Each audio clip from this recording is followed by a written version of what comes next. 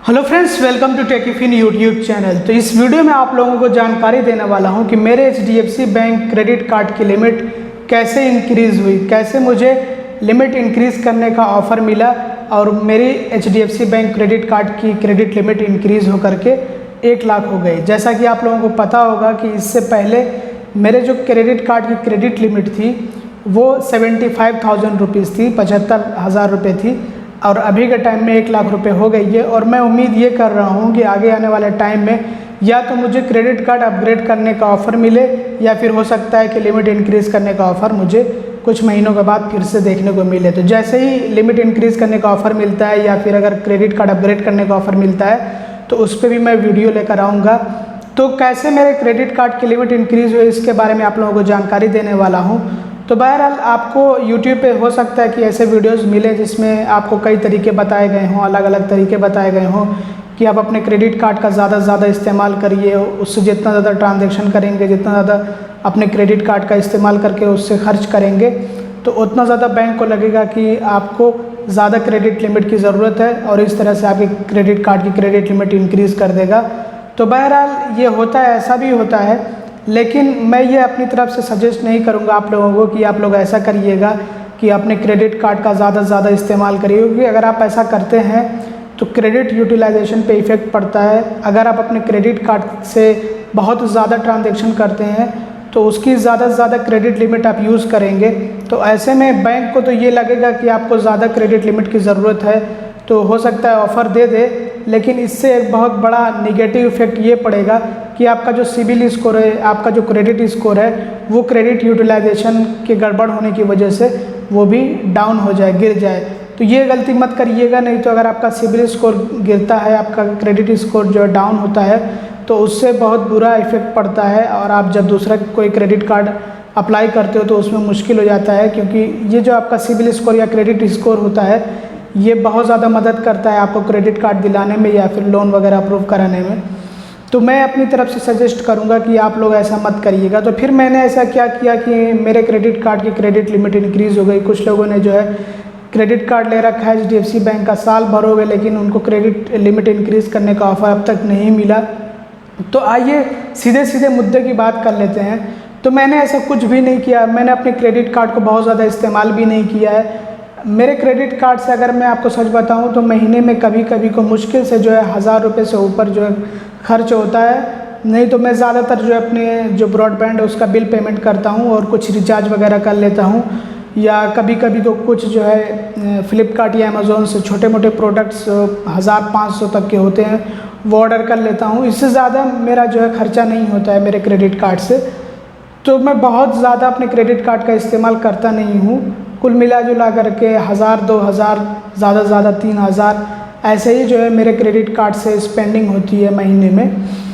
तो फिर मैंने ऐसा क्या किया कि मेरे क्रेडिट कार्ड की क्रेडिट लिमिट इंक्रीज़ हुई तो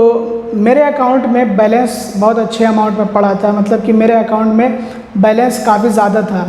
और उसकी वजह से मुझे बहुत सारे लोन वगैरह के ऑफ़र आ रहे थे और क्या कहते हैं क्रेडिट कार्ड पे भी लोन मुझे ऑफ़र किया जा रहा था, वो भी 50,000 के अबव, मतलब 50,000 से ज़्यादा जो है मुझे लोन ऑफ़र किया जा रहा था। और वैसे भी मुझे अलग अलग तरह के लोन के ऑफ़र्स आ रहे थे और HDFC बैंक की तरफ से कॉल्स आ रहे थे और मुझे कार लोन का भी ऑफ़र था, बहुत तरह के लोन वगैरह के ऑफ़र थे और कम इंटरेस्ट पर। लेकिन मैंने जो है जितने कॉल्स वगैरह है लोन के लिए मैंने सारे कॉल्स को मना कर दिया, मतलब सबको इनकार कर दिया कि मुझे लोन वगैरह नहीं चाहिए, मुझे लोन की ज़रूरत नहीं है। तो उसके कुछ टाइम के बाद जो है मेरे क्रेडिट कार्ड की क्रेडिट लिमिट इंक्रीज़ हो गई। बहरहाल तो मैंने कितना बैलेंस मेंटेन किया हुआ था और आपको कितना बैलेंस मेंटेन करके रखना चाहिए। तो देखिए मेरे अकाउंट में तो काफ़ी अच्छा खासा बैलेंस मेंटेन, मैं आपको बताऊँ 2-3 लाख रुपये के ऊपर ही ये बैलेंस। तो देखिए मैं ऐसा इसलिए कर पा रहा हूँ क्योंकि मैं सारा का सारा पैसा अपने एक ही अकाउंट में रखता हूँ। इसके अलावा अगर फैमिली मेम्बर में किसी को पैसे वगैरह जमा कराने होते तो वो मेरे अकाउंट में जमा करा देते हैं। तो इसकी वजह से मेरे एक अकाउंट में काफ़ी अच्छे खासे बैलेंस जो है इकट्ठा हो जाते हैं। तो यही मैं आप लोगों को बता रहा हूँ। हो सकता है कि आप लोगों में से बहुत से लोग ऐसा सोचें और ऐसा बोले कि इतना ज़्यादा अगर बैलेंस मेंटेन करना होता तो फिर ज़रूरत ही क्या है हमें क्रेडिट कार्ड की, जब इतने ज़्यादा हमारे पास पैसे होते तो,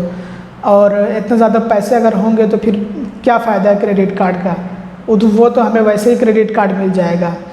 तो तो देखिए, मैं ये नहीं कह रहा हूँ कि आपको इतना जितना मैंने बैलेंस मेंटेन करके रखा उतना ही ज़रूरी है, उससे कम भी बैलेंस मेंटेन करके रखेंगे तब भी हो सकता है कि आपको लिमिट इंक्रीज़ करने का ऑफ़र मिले। और आपको अलग अलग ऑफ़र्स भी आते हैं, लोन वगैरह के ऑफ़र आ सकते हैं, उसमें क्रेडिट कार्ड का भी ऑफ़र आ सकता है अगर आपको क्रेडिट कार्ड नहीं मिला HDFC बैंक का तो। और ज़रूरी नहीं कि आप सारे खुद के ही पैसे जो है अपने बैंक अकाउंट में रखें, आप अपने फैमिली मेम्बर में किसी का अगर चाहें तो उसमें डिपॉजिट कर सकते हैं, जैसे मैं करता हूँ। तो कोई दिक्कत थोड़ी है, अपने फैमिली मेम्बर में किसी का पैसा अगर आपको जमा करना है अपने अकाउंट में जमा करके रखिए। तो इस तरह से आपका जो है जो बैलेंस है आपके अकाउंट का वो हाईली मेंटेन्ड रहेगा, मतलब ज़्यादा रहेगा, और उससे आपको ऑफ़र्स वगैरह भी आएंगे और आपके क्रेडिट कार्ड की क्रेडिट लिमिट इंक्रीज़ करने का भी आपको ऑफ़र मिलेगा। तो बस मैंने कुछ किया नहीं है, बस मेरे अकाउंट में बैलेंस बहुत हाई अमाउंट में पड़ा हुआ था तो उसकी वजह से जो है मुझे ऑफ़र मिला। और वैसे मैंने ये सोच रखा था कि मैं अपने अकाउंट को अपग्रेड कराऊंगा, लेकिन फिर मैंने ये सोचा कि पैसों का क्या, मतलब कि कभी भी ज़रूरत पड़ती है और कभी भी जो है कहीं पे भी इस्तेमाल में आ जाते हैं पैसे, तो उसकी वजह से कभी को जो है ज़्यादा पैसे मेरे अकाउंट में मौजूद रहते हैं और कभी को अचानक से एकदम कम हो जाते हैं। तो इसलिए मैंने अपग्रेड नहीं कराया, और उसके बाद अपग्रेड ना कराने के बावजूद भी मेरे अकाउंट को ऑफ़र्स वगैरह आ रहे हैं बराबर। तो मुझे ऐसा लगा कि अपग्रेड कराने का उतना मुझे खास बेनिफिट नहीं मिलेगा, क्योंकि ऑफ़र्स वगैरह तो वैसे भी मिलेंगे अगर आपके अकाउंट में ज़्यादा बैलेंस पड़े रहेंगे तो। और अपग्रेड कराने के फ़ायदे उन लोगों के होते हैं भाई जिनकी रेगुलर जो है ज़्यादा इनकम होती है, मतलब जिनकी कमाई ही ज़्यादा होती है और जिनके अकाउंट से कभी पैसे कम नहीं होते, तो उन लोगों के लिए अकाउंट अपग्रेड कराना ज़्यादा फ़ायदेमंद होता है, क्योंकि उनको जो है फिर अपने अकाउंट को डिग्रेड करने का वो तो नहीं रहेगा, एक डर तो नहीं रहेगा ना कि अकाउंट डिग्रेड हो जाएगा पैसे निकाल लेंगे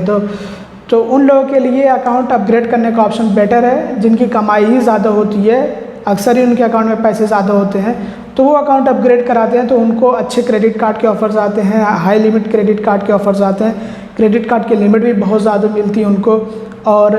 डेबिट कार्ड वगैरह फ्री मिलते हैं, और अलग अलग तरह के इंश्योरेंस कवर्स मिलते हैं, बहुत तरह के बेनिफिट्स मिलते हैं, बहुत सारे ट्रांजैक्शन फ्री होते हैं, तो उनको फ़ायदा मिलता है ऑफकोर्स। लेकिन हम जैसे लोग तो कभी को बैलेंस बहुत ज़्यादा रहेगा, कभी को अचानक से एकदम कम हो जाएगा, तो ऐसे में दिक्कत आ जाती है हमें अगर हम अपना अकाउंट अपग्रेड कराएं तो ऐसे में आप लोगों को ये सलाह दूंगा कि आप अपना अकाउंट अपग्रेड ना कराने की जगह, अगर ज़्यादा बैलेंस है लेकिन वही है कि आपकी कमाई बहुत ज़्यादा नहीं है, और ऐसा भी रहता है कि कभी कभी को अकाउंट से बैलेंस जो है बहुत ज़्यादा जो है आप विड्रॉल कर लेते हैं, निकाल लेते हैं, तो मैं ये सजेस्ट करूँगा तो फिर आप अकाउंट अपग्रेड ना कराइएगा, क्योंकि अपग्रेड कराएंगे फिर उसके बाद जब पैसे कम हो जाएंगे आपके अकाउंट से तो अपने आप डिग्रेड हो जाएगा, तो फ़ायदा नहीं होगा आपको, उससे बेनिफिट नहीं मिलेगा, और चार्जेस वगैरह फिर से वही वाले जो रेगुलर सेविंग्स अकाउंट वाले होते हैं वही वाले लागू हो जाएंगे। तो दोस्तों बस इस वीडियो में इतना ही था। आई होप कि ये वीडियो आप लोगों के लिए इन्फॉर्मेटिव और हेल्पफुल रहा होगा। अगर आपको वीडियो पसंद आए तो ज़रूर लाइक करिएगा, चैनल को सब्सक्राइब ना किया हो तो सब्सक्राइब भी कर लीजिएगा और बेल आइकन को भी दबा दीजिएगा ताकि आपको सारे नोटिफिकेशंस मिलते रहे मेरे वीडियोज़ के। तो बस इस वीडियो में इतना ही। Thanks for watching, bye bye.